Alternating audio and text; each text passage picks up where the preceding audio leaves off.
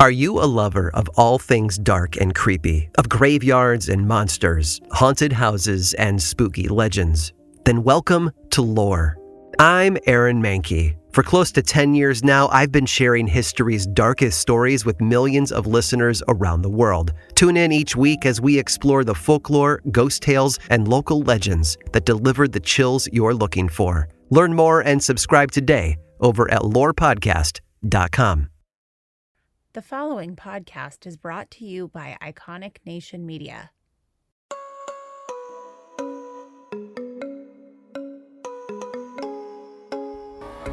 Hello, and welcome back to Level Up Podcast. I am your host, Kimberly Levy. I'm so glad you made the decision to come join me today and listen in, and boy, are we going to work today. We're about to go super deep, and today's episode is inspired by a discussion I heard with somebody named Steve Bartlett and Mel Robbins in an episode that they published, and I got really inspired and kind of wanted to share some of the concepts that they shared, but also put my own real thought and plan of action and just additional thoughts behind some of the concepts that they highlighted because they really resonated for me.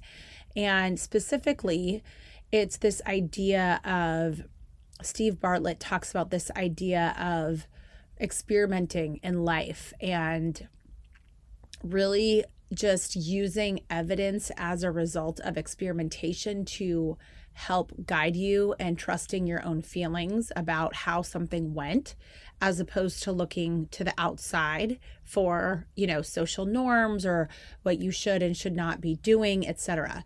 And the reason why this episode spoke to me is because, much like Steve Bartlett, I think a lot of us feel like, well, I don't belong. What if you don't belong? And I remember as a kid, even in high school, I really didn't feel like I had a sense of belonging.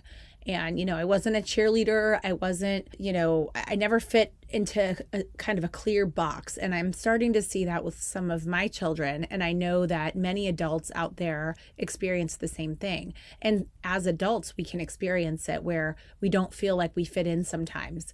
And so what I'm interested in getting to is helping you, yes, you, become the most you possibly can. And I'm also here to tell you that if you don't fit into a box and you don't feel a sense of belonging somewhere, that's because you're in the wrong room and you're in the wrong box. And that's what I've come to learn and appreciate about myself. And it's what I'm starting to see in some of my children as well. And I want you to be proud of the fact that you might not be the same as everybody else. I want you to be proud of the fact that you are not in this cookie cutter kind of place. And I know that sounds intriguing. Doesn't feel as intriguing, right? When you're maybe not as good of an athlete, or you're not as smart, you're not as pretty, you're not as rich, you're not as thin, you're not as athletic, whatever it is, right? And it can make you feel really bad about yourself. And I'm big on being inclusive and loving everyone for exactly who they are and how they are, and learning from them and drawing out the best of who they truly are and figuring out what their skills are and their passions are, and really learning from anything that others have to give. And so that is a big passion of mine. And that's why I'm so interested in getting you to sort of wake up and see that you being different and you not belonging in some cases is truly the best thing that could ever happen to you, and the reason why God put you here. So with that, let's dive in. All right, guys. So if you have been experiencing any feelings of like wishing that you were in a different career or in a different place in your life and you feel stuck or overwhelmed, I am speaking with you. I want to kind of talk about this idea of taking risks. And I also think it's important to address that if you're feeling not 100% happy, this is a great episode for you, because what I don't want is for people to do the destructive behaviors that they're settling in their life in one way or another. And instead of truly getting clear on what it is that they're falling short on, they start self-medicating or just getting depressed or having destructive behaviors, whatever that is, right?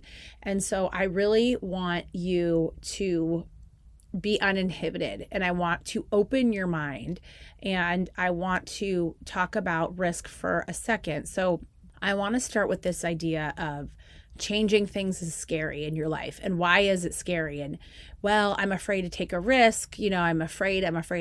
Well, the number one thing that dying people say that they wish, their one regret, is that they did not go do the thing that they wished that they had been hoping and wanting and wishing for. And they wish that they just had one more day to go have this experience, to fly to Paris, to eat the ice cream, to start the business, to whatever it is, right? To go on the trip, whatever it is, to try something different, and time runs out.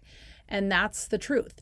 And you can either accept that time runs out, or you can choose to ignore it and stay comfortable and then look back on your life and realize that you really didn't live the way that you were meant to.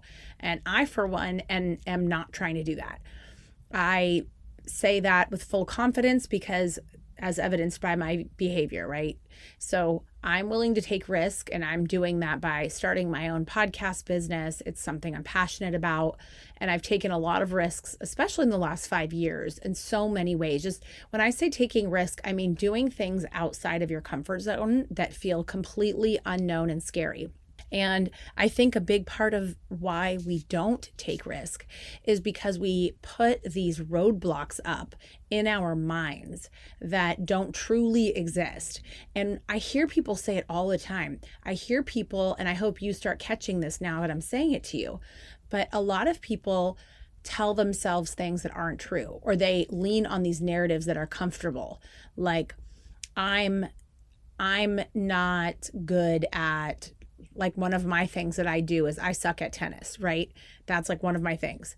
Another one is I'm not a morning person, someone might say, or I'm not a good dancer, or, I'm not a math person, whatever that narrative is, or I'm too old to try blank, right? Or, so on and so forth. And I catch people hearing, and I hear them, and they tell themselves these things. And I'm like looking at them like, that's just not true. That's just a narrative that you are leaning on as an excuse that makes you feel comfortable to remain exactly the same.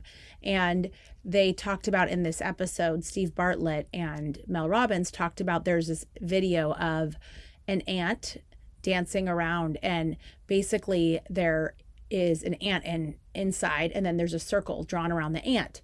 Well, the idea is that the ant thinks that the ant is trapped because he or she has never tried to step outside of that line. And the second you step over the line once, you realize, oh, this line is not permanent. I can step over it. And if there's another line somewhere, I can step over it again. And the idea is that these boundaries and these limitations are self-imposed. And that is something that I personally can say I have been working on and breaking through over and over the last several years. And I have completely revolutionized my life. And I want you to revolutionize yours. And the reason for that is you live once, you have nothing to lose. And I want you to be as happy and confident, successful as you possibly can be. I really want that for you. I want it for you as badly as I want it for me.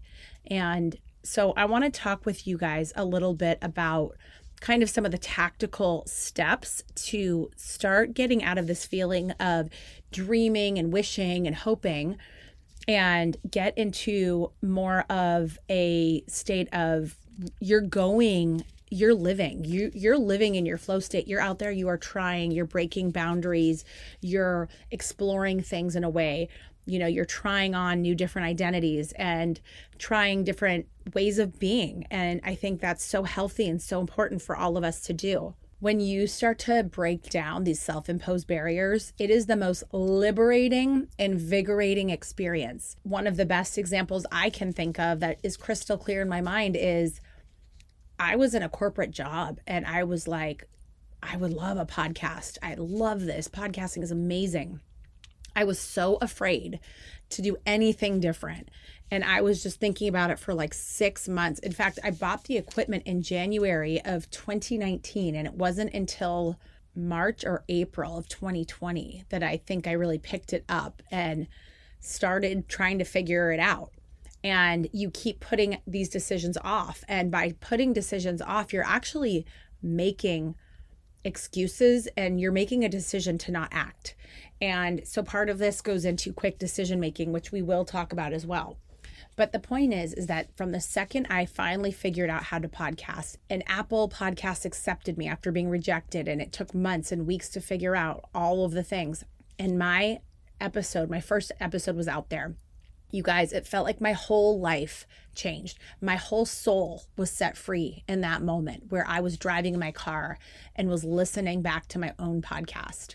Not that it was the best podcast, not that anyone listened to it besides my mom, but the point is that taking chances and taking risk and moving differently truly will set you free. And being uninhibited and not afraid to try and not being afraid to fail is going to be one of your biggest tools. Okay, I want to talk to you about exactly what are the tools very tactically and practically that you need to start doing what I'm talking about, not just fluff. So as I was kind of thinking through what you really need to kind of start moving differently, one of the things, and I would say this is the foundational thing you need, is unbreakable confidence.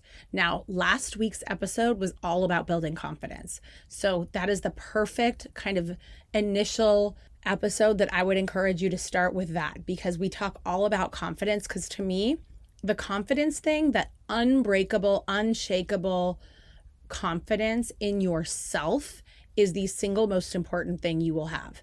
And I'm telling you that's important because anything that you are seeking right now will not come from the outside. You're not going to find it in podcasts. You're not going to find it on Instagram. You're not going to find it through books. You're not going to find it at school. Any information that you need in terms of what is the right thing to do with your whatever decision you're trying to make or what your next step looks like, nobody's going to tell you. And you cannot go by the outside world. It's all an internal game, and it's all about you trying things and seeing how you feel and pivoting accordingly. In order to do any of that, you need to be able to be so confident that you are not afraid. And you need to be able to have a level of confidence that truly is unbreakable. So if you are rejected or something fails, that doesn't mean you fall apart. Now, I would just say as a sub note that one of the biggest ways to get that level of confidence is by hard work. True hard work, because you're building rapport with yourself. You're telling yourself, I got this. You are showing up for yourself when you say you will. And that reassures yourself that I can depend on me. I do what I tell myself and I execute. I follow through. And so building that rapport with your own self is one of the most important things you can possibly do. Building out this reassurance, this evidence, and really having a track record with yourself. And there's so many small and big ways of doing this. There's so many. So we talk about, working out in the morning and keeping that promise to yourself. We talk about eating well and keeping that promise to yourself. We talk about going to sleep early and keeping that promise to yourself. Whatever it is, it can be big, it can be small. It doesn't matter what it is. The idea is you are unbreakable. You are unbreakable. You are unshakable, and external noises and voices and circumstances will not take over. And even if you are overwhelmed, you always go right back to yourself. You're able to compose yourself. You're able to think through the situation in a way that is level-headed, even if that takes a couple days. At the end of the day that you need to sit with yourself and go back to who you are to make decisions. So number one is you need, the foundational step here is really having this unbreakable confidence. The second thing is courage. You need to have courage to craft your vision. And you need to have courage to sit quietly with yourself and figure out what your vision is. and you need courage to really dream and visualize what gets you excited. And if you're not sure, just try on different ideas and listen to your body, listen to your heart. What does it say? Does it get excited when you think of something that you want? Or does it sort of like, I could take it or leave it?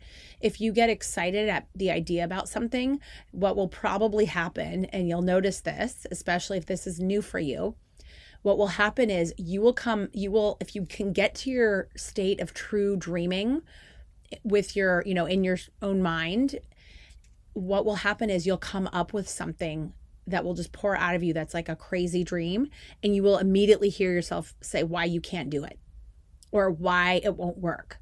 Okay. And so when that happens, just remember that I'm telling you that's going to happen. And then you need to start challenging yourself, because that's your self-doubt, that's your self-imposed limitations that you're comfortable with are coming in to basically usurp your dreaming and say, no. We want to keep you safe. We want to keep you small. We want to keep you the same. And that's how your brain is wired, by the way. So just being understanding of the fact that when you're dreaming, it does help to write it down, because you can kind of break those steps down. And we talk a little bit about that in the past episode as well, back on episode 114 about confidence. So we talk about ways to break down dreams and things of that nature. So the point is that your second big step is being brave enough and having the real courage to put your dream out there and really admit what your dream is. And then practically and tactically, you need to start getting to work on it. So number 3 is being unendingly curious, being so curious about anything surrounding that dream. So an example is I'm going to a conference for podcasting. I have never been there. I have no idea what to expect. And I just signed up. I took a risk and I just signed up. And I'm like, why? Because I'm curious. Like, I know enough to know that there's a lot I'm missing here, and I'm not going to find it sitting home. So I better start putting myself out there, taking risks, getting uncomfortable, meeting people that can share with me pieces of the puzzle that I'm trying to solve for my own business right now. And that's not trivial. I mean, that makes me uneasy, and I'm sure it would make you uneasy if you're like, okay, we're going to go to a conference, just this random date, and show up and have a booth and just see how it goes. And and so the point is that I have unbreakable confidence and the courage to visualize that this can be a successful next best step. And I am curious. I know that there's going to be people there that are going to teach me things, and I cannot wait to hear what they have to say. I cannot wait to learn about all different aspects of this business that I don't know about. And I know that this is a mecca, it's a hub, it's a way for me to get information quickly. I'm going to sit through all the different events. I'm going to sit through different seminars and sessions and workshops. And I'm just going to sit there and I'm going to soak it all in. And I am just going to ask as many questions to as many people as I possibly can. I'm also going to showcase my knowledge and what I do know, right? Again, going back to the confidence, I'm going to market myself. And that's what I'm saying is be curious. I said this last time, find people that are doing the cool stuff that you want to be doing and ask them how to do it. I think nowadays everyone is so afraid with their big egos and their perfect Instagram life that they're afraid to be humble. They're afraid to be students, and that is a problem. But again, it goes directly back to having confidence, because I know, just like a student in a classroom, if I raise my hand and ask a question, that does not make me dumb. It makes me smart. And it makes me confident. That tells everybody in the room that I know I have a blind spot somewhere, and I am confident enough to raise my hand and say, I don't know about this part of the puzzle. Can you please explain it to me better or differently? And as opposed to sitting through a session in a classroom and not knowing it and just being like, oh, well, I guess everybody else knows it. You and I both know, no, everybody else doesn't know it. They're just embarrassed to raise their hand. So, I remember as a kid, my sister used to sit in class and she'd be asking questions, raise your hand over and over and over. And people would love it because she wasn't obnoxiously asking. She was asking questions and everyone else got to hear and they were too afraid to do it. And that taught me the courage and it taught me the confidence to make sure that I am always raising my hand and asking. And so be curious and really tap into other people's knowledge, because why? It's going to shortcut your ability to get to where you're trying to go. It's going to save you. Sometimes tapping into someone else's knowledge, just one person's knowledge, can save you literally years. It can save you years. I'm not even joking. And so find the places that you have blind spots for whatever it is you're trying to do and raise your hand proactively. Go find people, go find situations where you can truly draw out more information, and that will help you to come up and take more calculated risk. It will help guide you and understand where you should be spending your time, where you might want to spend your money. So it helps you take risks and shortcut things so much faster when you are not afraid to be curious and when you are acquiring knowledge at a rapid pace. The other thing is you have to get into a flow of doing. And as you're moving towards your goal, I think what's the hardest thing is starting. So just breaking things down into these bite-sized pieces and small steps and building the momentum around that, it helps you get used to taking risk and doing it in a way that feels safe enough where you'll take the next step. You don't have to see the staircase. Like I said, in my business that I'm starting right now, there are a gazillion things I don't know. It is a full industry. I'm completely switching out of my comfort zone. And I am not afraid because I know that I'm just going to put one foot in front of the other. I'm going to do what I know and I'm going to figure out what I don't know as quickly as I can. And then based on all the information I gather, I internally, going back to myself internally, I'm collecting enough information to sit with and analyze and make another decision. And here's the other thing. Decision making. One of the biggest things I learned from being a CEO of a multi-billion-dollar company was one thing you might not know about being a CEO of a multi-billion-dollar company is just how many decisions you have to make on a daily basis. And I'm talking decision. But almost your whole existence in that role is people coming to you with problems and you either needing to decide the solution or having people come to you with problems and maybe a couple options for solutions. Or sometimes they just need a yes or no on something. Should we hire this company or not? Should we hire this other vendor or the other, this vendor or that vendor? There's all these decisions you have to make constantly on a daily basis. And it really is like reps. It was one of the things that was one of the most surprising that I didn't really understand. And when you get into the flow of really, again, going back to your confidence, making decisions in a way that you are super confident about, that is so important, because what you don't want to do is be sitting there analyzing if you should do something or not. Now, there's this rule that they talked about in this podcast, and they talked about, look, you're never going to be 100% on a decision until it's passed. You're never going to have all the information. You just have to be confident enough.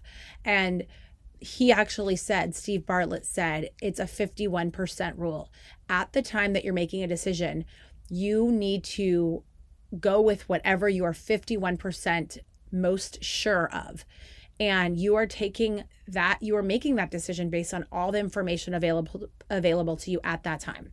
So once you make the decision, you move forward. If you have to pivot, you pivot. And the other thing that was really interesting that they talked about is decision making by Jeff Bezos. He had put in a note to shareholders about decision types. There's 2 types of decisions according to Jeff Bezos. He says that there's type 1 decisions and there's type 2 decisions. Type 1 decisions are basically ones that are one-time only decisions. Once you make them, you cannot go back. Type 2 decisions are the types of decisions that have a revolving door. You can make the decision and go back. So an example here is, I'm going to use myself again as an example. I could make a decision to quit my corporate job, right? And I made that decision knowing after 9 years of experience and after being, a top performer in my organization, that if I need to go back to a corporate job that is similar to the one I was just in, that I loved, that I was good at, it will always be there. I can always go back to a job like that. Why? Because I knew I had enough experience and education at that point. So I figured, what do I have to lose? So I walk away from that. I make that decision. If I want to come back in a couple of years after trying on entrepreneurship or trying to work for a small company and I don't like it, I go back to a corporate job. It's an abundance mindset. And it's, again, with confidence. This idea that you leave a job and it's the end all be all. BS. That is BS. If you are not happy in your job, why are you staying stuck in it? You're risking years of your life by staying still. That is a decision. So what I'm saying is we need to get much more comfortable making decisions and being confident in our decisions. I personally what I like to do in decision making is I like to collect enough information where I feel like I have a good kind of lean on it. And sometimes gathering that information will take more time and sometimes it doesn't.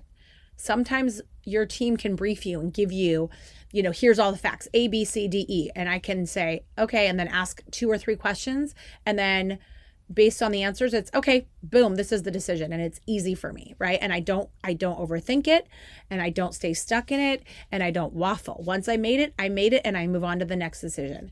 There's other decisions that say are bigger, like if someone wants to be your business partner or something like that. And sometimes what you need to say is, especially if somebody is rushing you on a decision, you need to say, I don't operate on other people's timelines. I need time for this decision. I need to think about it. I need some time. And that is you setting a boundary to create time and space for your own thinking and your own information gathering. And to me, that shows real solid confidence in who you are, because what you're saying is, I am not ready, and you're pushing me to make a decision that I don't feel that I am equipped to make right now, and I don't feel confident, and I'm not going to force myself to be in that state because I'm just not there right now. So if you're in a situation and somebody's pushing you to make a decision and you haven't had time to really investigate things fully the way that you need to, then you simply create that boundary. But what I don't want you to do is let months and years pass deciding on if you're going to do something. So if you, let's say, leaving a job, that's a big deal. Why is it a big deal? Because of your income, especially if you have kids. That is not a light decision. So I'm talking about even decisions that are not light. So what you do is you recognize and you say out loud, I don't like my job and I am not staying here. So you say that.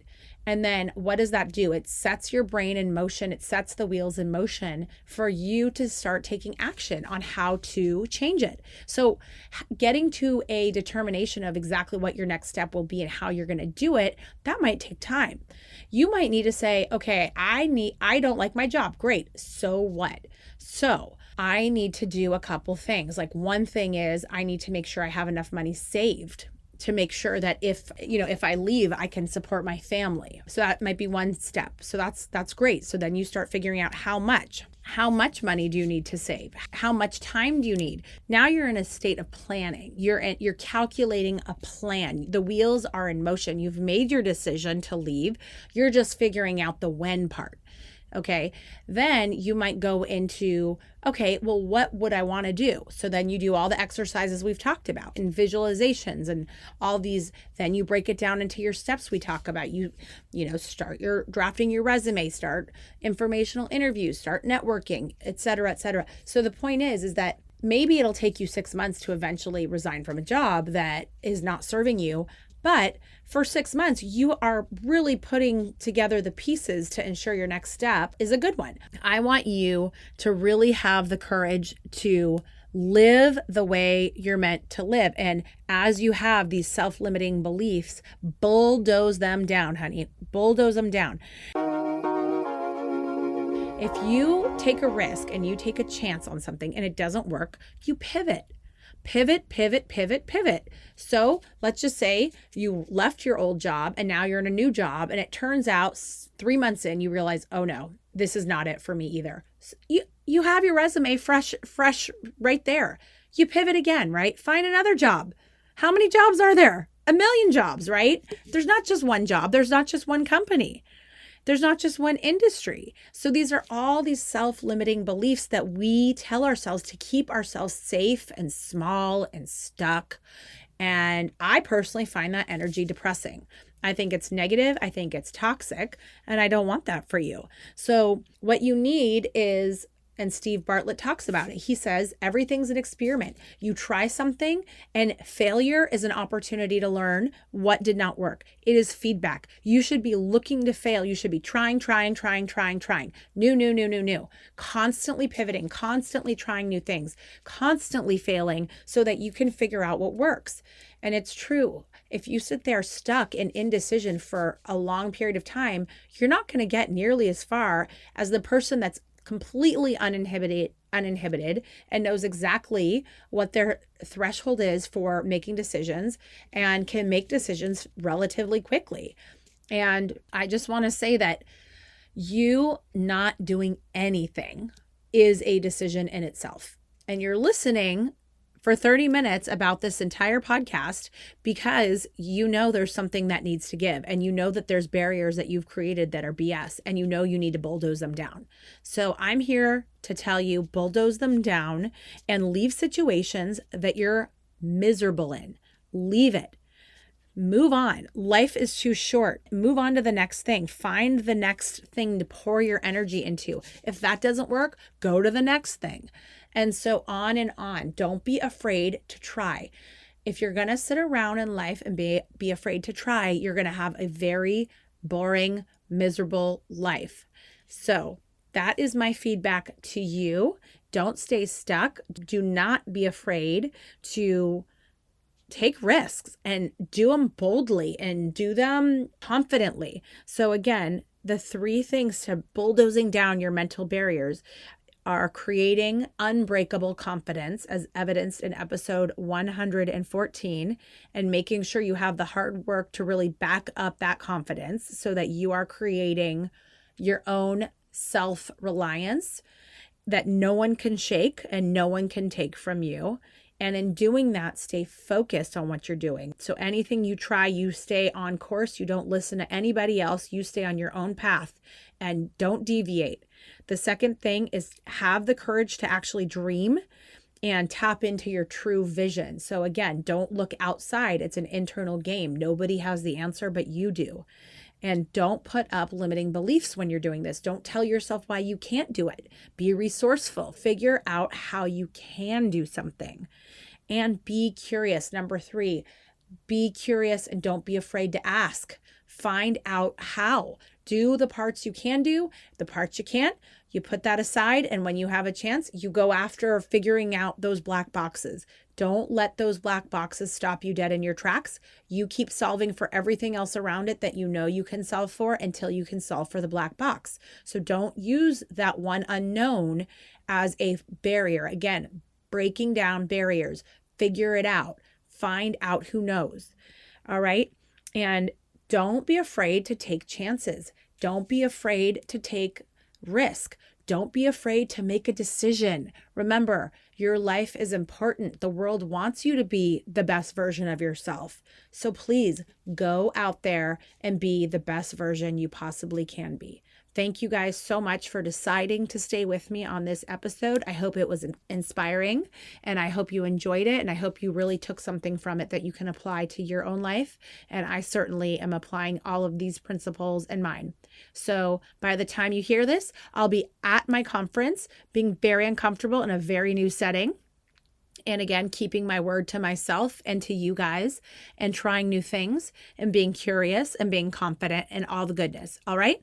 So go walk the walk and go make it happen. All right. That is it for today. Now, as you know, some of our best conversations actually happen after the show. So I want you to find me on Instagram at Kimberly Lovey and let me know your thoughts about today's show. You can screenshot this episode and let us know what your biggest takeaway was and tag me at Kimberly Lovey and we can share it on our stories. I will see you again, same time, same place next week.